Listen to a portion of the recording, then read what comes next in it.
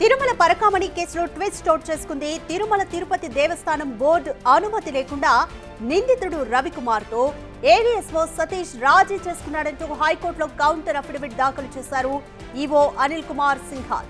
సతీష్ పై క్రమశిక్షణ చర్యలకు సిఫార్సు చేశారు ఈవో. అయితే పై అధికారుల ఆదేశాలు లేకుండా సతీష్ లోక్ అదాలత్తో నిందితుడితో రాజీ చేసుకుంటారా అన్నది చర్చనీయాంశంగా మారింది.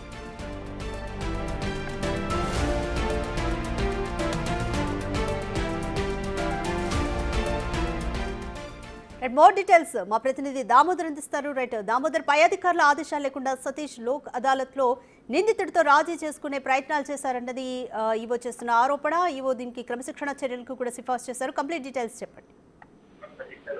రాధిక, ఏదైతే తిరుమల శ్రీవారి పరకామణి కేసులో 2023కి సంబంధించి ఏప్రిల్ నెలలో రవికుమార్ అనే నిందితుడు పెద్దజీఎం గారి ఆశ్రమంలోనే గుమస్తా దొంగతనం చేస్తుండగా ఏవీఎస్ఓ అక్కడ ఉన్న సిబ్బంది పట్టుకోవడం, ఏవీఎస్ఓ కేసు నమోదు చేయడం, ఫిర్యాదు చేయడంతో అతని మీద తిరుమల వంటంలో కేసు నమోదైంది. ఈ కేసుకు సంబంధించి సెప్టెంబర్ నెలలో, ఏప్రిల్ కేసు ఏదైతే నమోదు అయిన తర్వాత సెప్టెంబర్ లో లోక్ అదాలత్ లో రాజీ అయింది. ఫిర్యాదుదారుడైన సతీష్ కుమార్ ఏవీఎస్ఓ అతను రాజీ చేసుకున్నట్లు రికార్డులు ఉన్నాయి. అయితే అతను ఏదైతే టీటీడీ పాలక మండలి అనుమతి లేకుండానే రాజీ చేసుకున్నాడంటూ నిన్న counter affidavit EO Anil Kumar Singhal దాఖలు చేశాడు. అయితే ఒక కింది స్థాయి ఉద్యోగి పై స్థాయి అధికారుల అనుమతి లేకుండా రాజీ చేసుకునే అవకాశం లేదు. అయితే ఖచ్చితంగా ఇందుకు సంబంధించి ఇటు సివిఎన్ఎస్ లో అప్పట్లో పనిచేసిన సివిఎన్ఎస్ తో గానీ, అదేవిధంగా అప్పట్లో పనిచేసిన పోలీసు ఉన్నతాధికారులు, టీటీడీ ఉన్నతాధికారుల యొక్క ఒత్తిడి ఖచ్చితంగా ఉంటే తప్ప అతను రాజీ చేసుకునే అవకాశం లేదు. కేవలం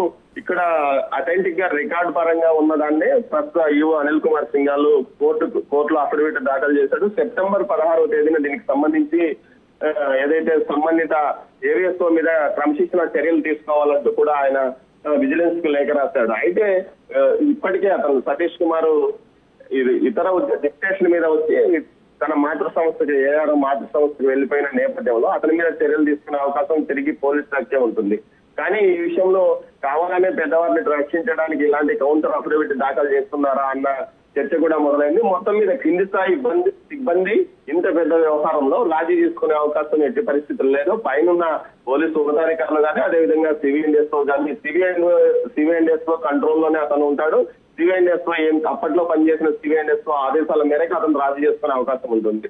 అలాంటి అప్పట్లో ఉన్న టీటీడీ ఉన్నతాధికారులు ఏదైతే ఆస్తికి సంబంధించి అత్యవసర సమావేశాన్ని ఏర్పాటు చేసి పాలక మండలి సమావేశంలో అతని యొక్క ఆస్తులు టీటీడీకి రాయిస్తున్నాడంటూ ఒక అత్యవసర తీర్మానాన్ని కూడా ప్రవేశపెట్టిన వ్యక్తులు రాజీ విషయంలో ఎందుకు తీర్మానాన్ని ప్రవేశపెట్టలేదంటే, ఖచ్చితంగా రేపు భవిష్యత్తులో ఏదైనా విచారణ వస్తే ఖచ్చితంగా తాము ఇరుక్కునే అవకాశం ఉంటుందనే కారణంతోనే ఈ ఇష్యూను ప్రతిపాదనలో చేర్చి ఉండదని భావించవచ్చు. మొత్తం మీద చూస్తే ఈ చిన్న ఉద్యోగి అంటే సిఐ స్థాయి ఉద్యోగిని ఇందులో ఇరికించడానికి అతన్ని బలిపస్తు చేయడానికి ప్రయత్నాలు జరుగుతున్నాయి అన్న చర్చ కూడా టీటీడీలో పెద్ద ఎత్తున జరుగుతుంది అంతర్గతంగా. ముఖ్యంగా పై అధికారుల అనుమతి లేనిది లోక్ అదాలత్లో ఇలాంటి సీరియస్ ఇష్యూ పెద్ద ఎత్తున అక్రమాలకు ఏదైతే దొంగతనానికి పరిక్రమంలో పాల్పడ్డాడో అంటూ అతనికి ఆరోపణలు రావడం, తర్వాత మీడియాలో కొంత చర్చ జరగడంతో పాటు అతనికి సంబంధించి బహిరంగ మార్కెట్ లో 40 నుంచి 50 కోట్ల విలువ అతని ఆస్తులు టీటీడీకి రాయించుకున్న తర్వాత ఆ కింది స్థాయి ఉద్యోగి అతనంతకతను స్వతంత్రంగా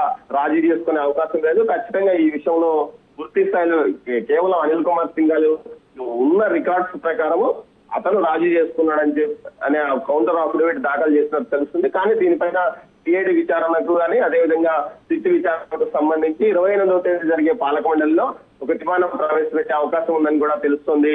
రాధిక, థ్యాంక్ యూ దామోదర్.